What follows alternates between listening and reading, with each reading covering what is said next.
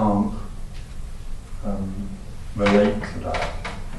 But that is the sort of sense in itself. In a way, you could say that without it having any meaning or reason or direction. It's a senseless sense. The infinite doesn't need any reason or direction because it is everything already. It's already everything. It's already complete. But the individual, the dreamer, can't identify with that because it's looking for it, and all the time it's looking for it. It's somehow one always.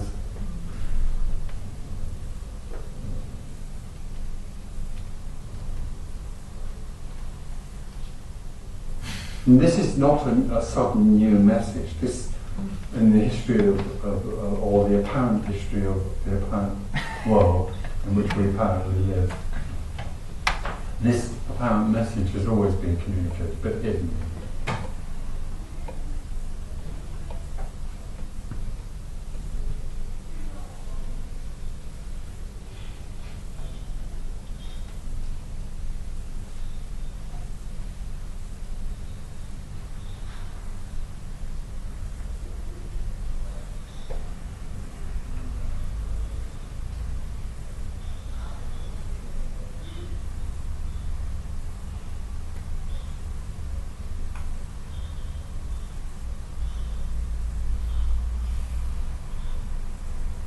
I think you've got on the back of one of your books, it says,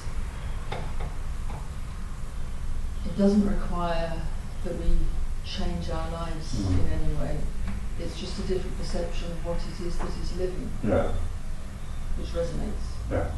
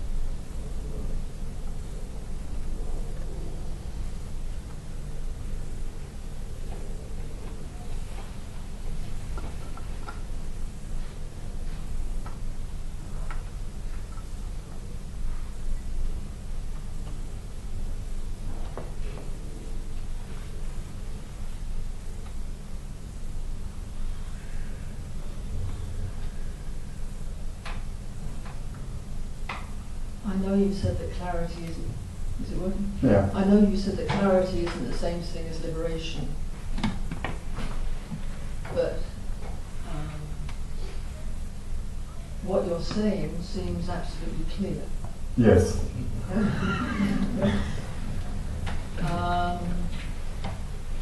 I can't really see why it doesn't seem clear. Well, what is being said is coming out of no thing, so it's obviously clear. But that which hears it could only really get hear the concept of it clearly. Sorry? The seeker, the dreamer can hear the concept of this communication clearly, therefore has a clarity about what it understands. There are a lot of people who come to these meetings who have an absolute clear understanding of what is being communicated at the level of understanding it conceptually. That's meaningless. It doesn't have any. The final, the end of all that is, of course, the end of that which understands.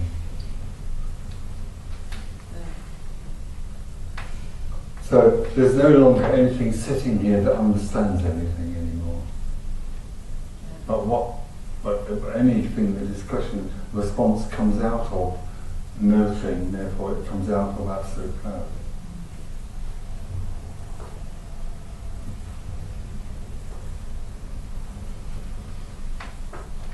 When people say, you know, why is it not possible that you could talk to people about their stories, or, you know, about their dream and where they could get with that, or at least just talk about it. But there isn't anything here that recognises that there is a dreamer.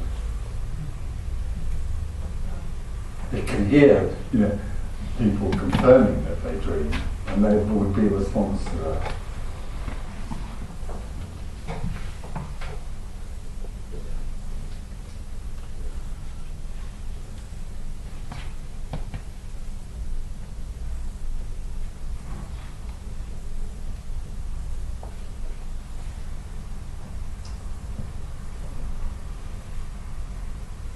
Does that mean, Tony, when you see these body minds here, you don't see a dreamer? I think you said that this No, morning. of course not. I don't see body minds, I just see bodies. They're just bodies. There aren't any minds, so Okay. show me your mind. It's just things. Yeah.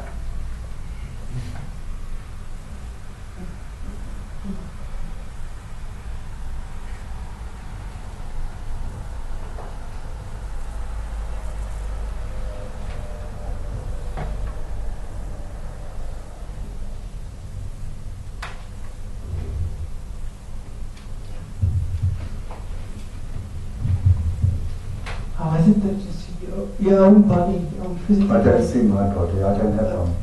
Or is it the dream body as well? No, it's just body. Just body. The dream of it being my body is over, but so there's just body. It's nobody's body. That's not anybody's body, it's just body. That's wall, that's body. Neither, not one of those is more significant than the other. They're both the expression of the absolute.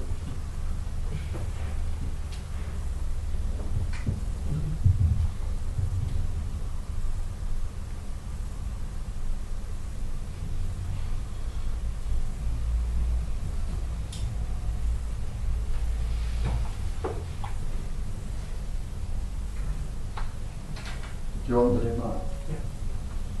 Here.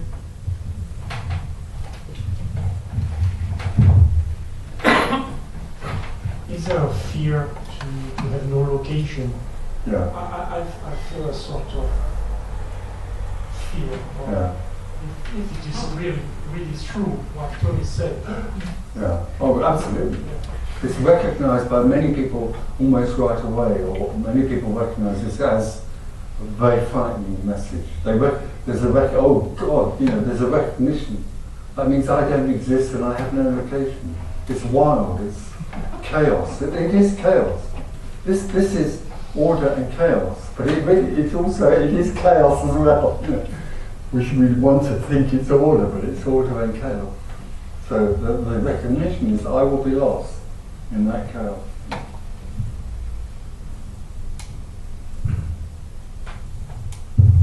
Yeah, when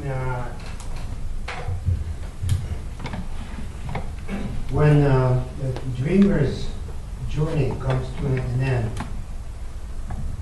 he literally dies, Yeah.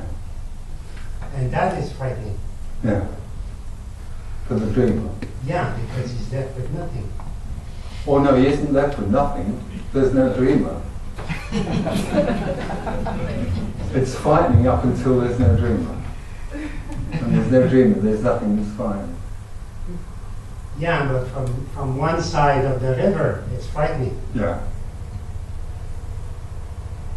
Even though, as you said, there is a kind of understanding, there is a kind of perception, but it's not enough. No, that's not. It goes to nothing. No, clarity seeks with no value at all.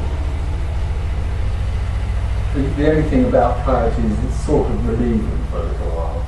To be clear that there's no one and you can't get it right or wrong is for the dreamer sort of a relief for a little while.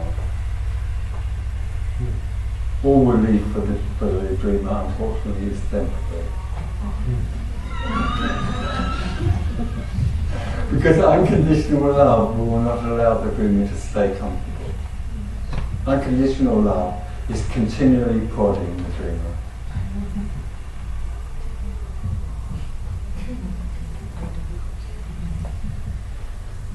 I'm here, I'm here, I'm here.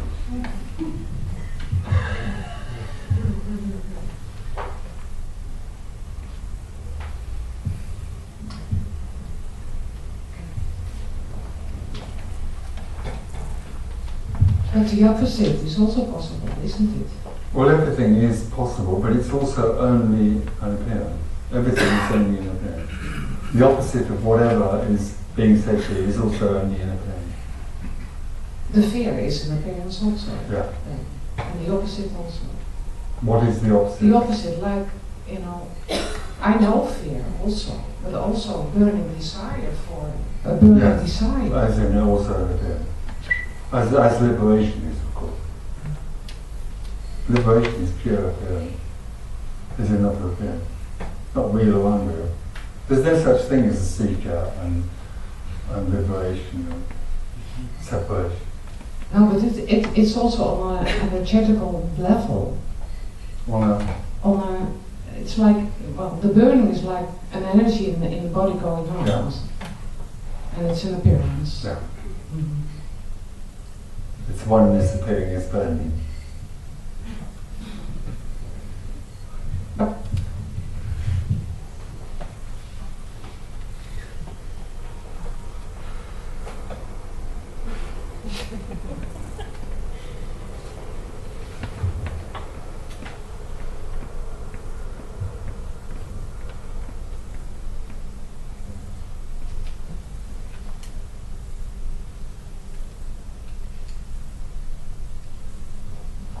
What you said about unconditional love is continually prodding.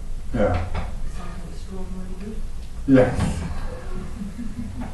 Oh, it's gorgeous. It's amazing that unconditional love is continually tapping everybody in this room on their shoulder and saying, "I'm here already," you know. But the seeker, the dreamer, wants a better dream, so he moves over to that seat, you know. And in that seat, the problem of unconditional love is saying, "No, sorry, that's not it either."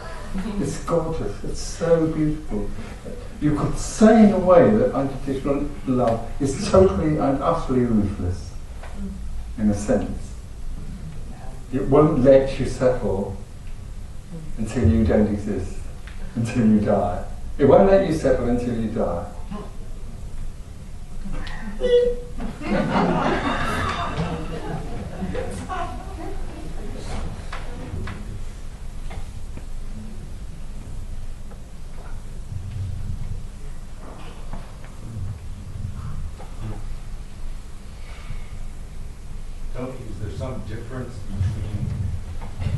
Is there some difference between appearance and dream? Well, in the whole, there seems to arise a dream, and a dreamer. There seems to arise a dreamer, but the dreamer is also real and unreal. The dreamer is also arising as an apparent dream. But regardless of whether there appears to be a dreamer or not a dream or no dreamer, is there really any difference between appearance and dream? No. It's just the same. The only, as we said before, the only dilemma that seems to arise for the dreamer is that they live in a dreamt reality of their own. Which is dreamt to be real. Yeah. Yeah, okay. But going back to the ruthlessness of the unconditional, that's why unconditional love or nothing, when it communicates something that is totally and utterly uncompromising. It wouldn't shift from it wouldn't start moving away from that one uncompromising communication. That all there is unconditional love. Because the minute you shift off there, you've only got to start the other. You're back in the dream, you're back in the self. That's all right too, because the circle is unconditional love, making the dreamer uncomfortable. But the messages of teaching, the teaching messages, the messages of becoming, make the dreamer more comfortable for a short while. So they're there to make the dreamer more comfortable, to make your life work, to make you feel better about yourself. That's all right too. But unconditional love will go on poking you.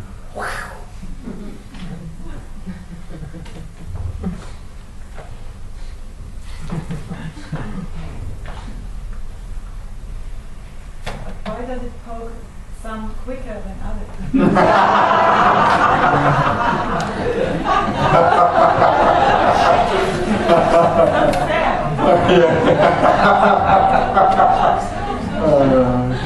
I love it. Tony, why call it love when that seems to produce a confusion with something that is considered to be nice? Well, because the dreamer's idea of love is not what love is. The dreamer's idea of love is actually need. So it needs to be comforted, or it needs not to be uncomfortable. Yeah. Whereas unconditional love is unconditional. Yes. And includes, pain and terror and all that. And it doesn't include it as though it embraces it lovingly. It actually is. Unconditional love is terrible. Oh, terrible. But from the dreamer's point. Yeah. Okay. It's just kind of paradoxical then to Yeah, call it totally. love, or traps something, hooks something, or whatever. Like, huh? I come with the sword. Yes.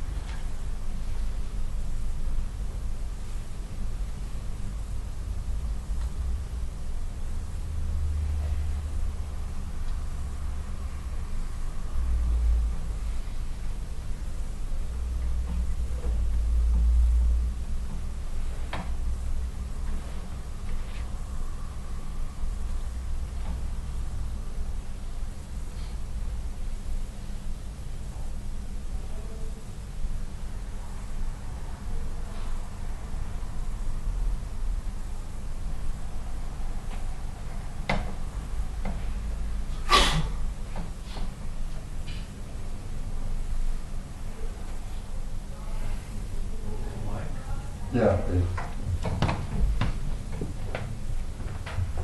Remember that in one of your books you are telling that the consciousness is using the mind to divide the world, that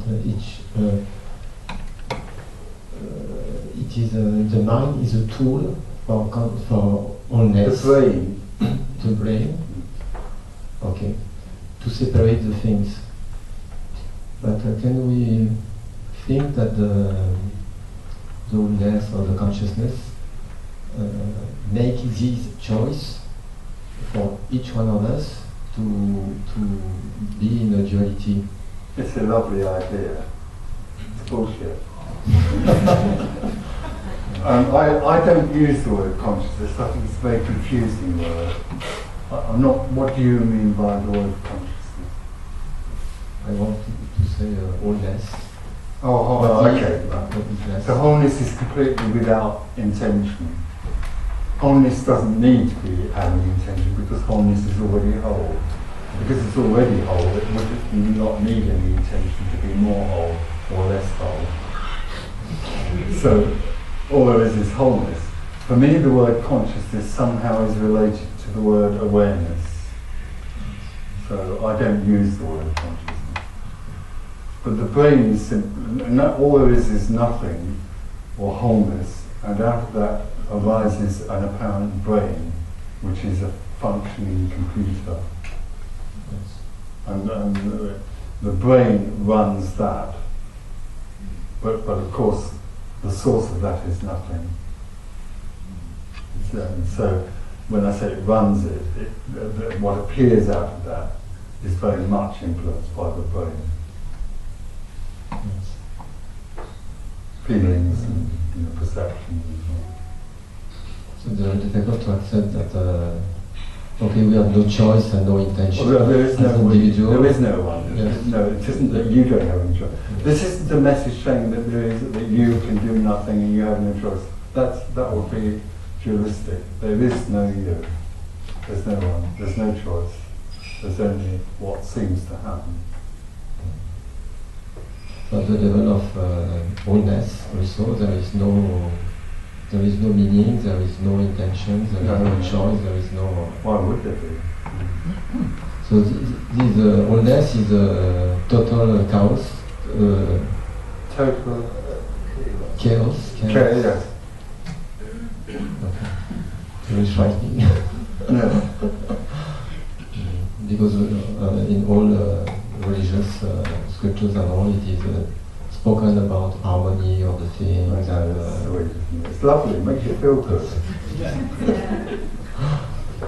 Okay, thank you. That's how they sell it. Makes you feel good for a while.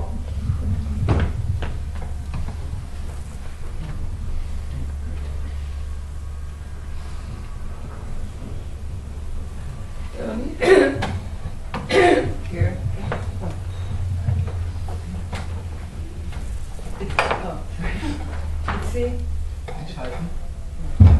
It seems there is still intention when you talk about unconditional love is disappointing you. Yeah, it's That's the confusing. ruthlessness of unconditional love is wholly in appearance. Is It only seems to be ruthless.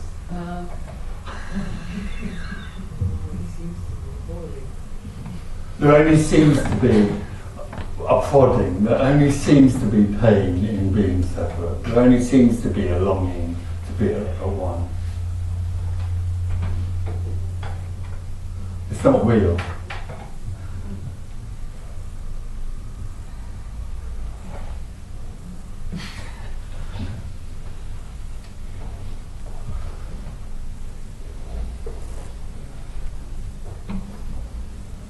Is there a mic up this end? Please.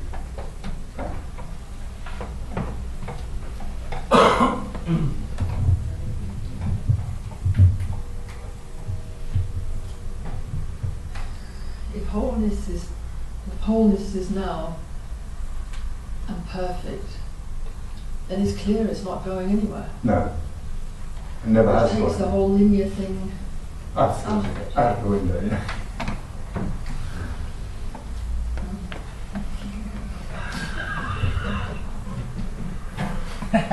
So all of this is what is and isn't.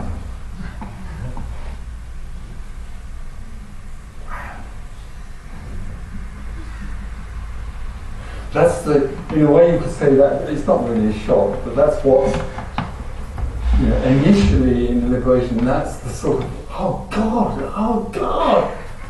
And people come up and say, Tony, this is amazing. But after a little while, that settles down to being just quietly amazing. But that initial shock that this is it. And it's always been this. I've been rushing around looking for it everywhere, and it's always been sitting here being this. Just sitting, being. But it's perfect now.